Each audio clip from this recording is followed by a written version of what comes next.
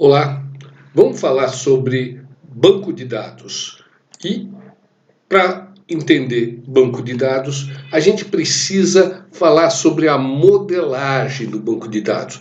E a gente vai ver a modelagem conceitual do banco de dados, tá? Vamos olhar um mapa mental para entender onde se encaixa a modelagem conceitual do banco de dados. Vamos tentar entender a modelagem de banco de dados através de um mapeamento, um mapa mental ou um mapa conceitual da modelagem do banco de dados. No fundo, a gente vai ver como levantar as necessidades do usuário e fazer um modelo de banco de dados. Vamos pegar essa modelagem e dar alguns zooms e explicar. Pessoal, essa modelagem de banco de dados já foi motivo de um podcast que está lá no nosso Moodle, no nosso Ava, tá? O banco de dados a gente vai representar por uma modelagem, tá? E a gente vai modelar, fazer um modelo, representar esse banco de dados através do modelo conceitual, depois uma modelagem lógica, por fim uma modelagem física, que aí a gente vai realmente implementar num sistema gerenciador de banco de dados. Nesse caso aqui, vamos pensar só na modelagem inicial, na modelagem conceitual. Para que a gente vai fazer uma modelagem conceitual? Já conversamos sobre isso. Mas agora a gente vai desenhar um DER, tá? Um diagrama entidade de relacionamentos. E para que a gente vai fazer isso? Para descobrir os requisitos do negócio, entender a essência, a necessidade do nosso usuário, do nosso cliente, do nosso stakeholder, tá? Para projetar o sistema. E a gente vai partir do ponto de vista de dados. Para quê? Para evitar problemas no nosso banco de dados, tá? Então a gente vai evitar problemas na nossa base de dados, como inconsistências, redundância, integridade, tá? E tudo isso para permitir para a gente compartilhar dados, controle de acesso, interface, esquematização dos dados, fazer backups, jobs, tarefas, tá? Existe uma sigla ACID para os dados que eles têm que ter atomicidade, consistência, isolamento e durabilidade. A gente falou no módulo anterior, na unidade de aprendizagem anterior, sobre alguma dessas coisas, que foi a normalização. Isso daqui, na verdade, devia ser antes da normalização. A gente tem que entender, mas um é relacionado com o outro. É fundamental entender um com o outro. E na modelagem conceitual nós vamos representar um diagrama entidade e relacionamento que tem as entidades, tá? E tem os relacionamentos entre as entidades. Esse é o básico, tá? Do DER. E pode ser entidades fortes ou fracas. E elas têm atributos. Pelo menos um atributo é identificador. Saber qual é a identificação de um dos registros da entidade. Pode ter atributos não identificados, atributos multivalorados, atributos compostos. E o relacionamento? O relacionamento pode também ser forte ou fraco. E tem grau de relacionamento e a cardinalidade, é muito importante, tá? E o tipo de relacionamento entre as entidades pode ser independentes, contingentes, mutuamente exclusivos. Esses detalhes a gente fala depois. Ou veja no podcast que a gente já conversou sobre todos esses itens, tá? Vou pegar um BR modelo. É um softwarezinho que você consegue fazer diagrama de relacionamento de maneira muito simples, tá? E eu peguei aqui a primeira, um novo modelo conceitual, tá? Depois a gente vai para o lógico e para o físico. Então eu vou criar um modelo conceitual básico. Vou pegar o exemplo lá da escola. A gente está conversando sobre escola, né? Então vamos continuar fazendo o nosso modelo da escola, tá? Legal. O que você pode colocar nesse BR modelo? Puxar uma caixinha aqui, ó.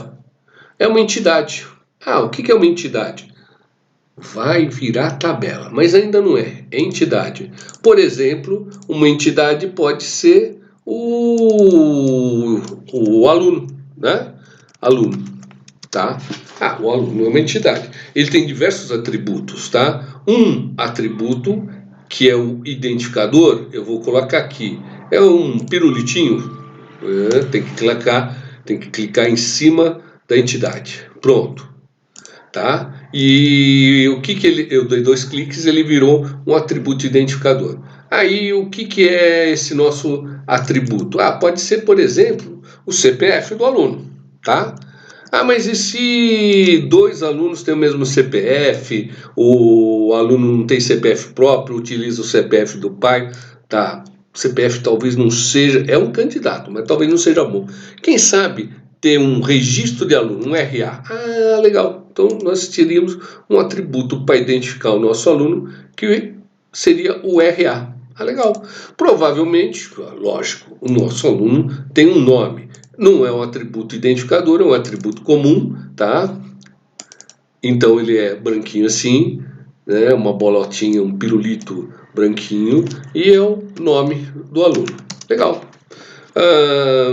Talvez a gente devia ter, além do RA e do nome, a idade do aluno. Pode ser, a idade seria uma boa indicação, né? Então a gente vem aqui, coloca um atributo novo, e esse atributo novo eu vou colocar como idade. É um atributo ruim, idade. Porque quem vai atualizar isso? Quem vai mudar a idade do aluno quando ele fez aniversário? Então era bom ter o atributo, mas eu preciso. Futuramente a gente conversa sobre existir um atributo que na verdade é uma fórmula, tá? Que é uma conta, né? Para eu saber quando a idade do aluno mudou, eu vou precisar da data de nascimento desse aluno, tá? Então, com a data de nascimento, eu tenho que fazer algum jeito dessa data de nascimento, tá? Virar a idade. Mas a data de nascimento é importante. Talvez eu queira mandar para o meu aluno umas felicitações no dia do aniversário dele. Legal, tá bom.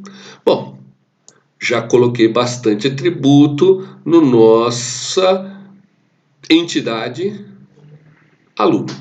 Legal. O aluno, como a gente falou no vídeo anterior, o aluno, ele cursa disciplinas. Legal. Então eu tenho uma outra entidade que eu vou colocar aqui, um quadradinho, um retângulo, na verdade.